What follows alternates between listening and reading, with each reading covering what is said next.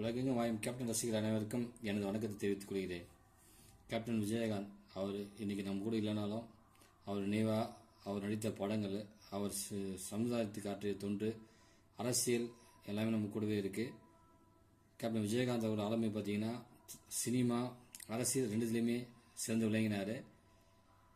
அவருடைய பிறந்தநாள் அவர் எப்பவுமே ஆகஸ்ட் 25 அன்னைக்கு வறுமை ஒழிப்பு தினமாக கொண்டாடி வந்தார்.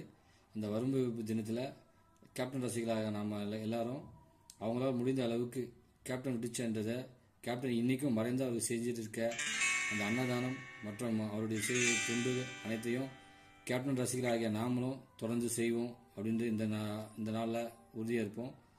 கேப்டன் விஜயகாந்த் நம்மளை மண்ணை விட்டு மறைந்திருந்தாலும் நம்ம மனதை விட்டு என்றைக்குமே மறைஞ்சிருக்க மாட்டார். இந்த உலகம் இருக்கும் வரையும் கேப்டன் விஜயகாந்த புகை ஓங்கி இருக்கும். இயன்றது செய்வோம், இல்லாதவருக்கே தமிழ் என்று சொல்லடா தலைநிமிர்ந்து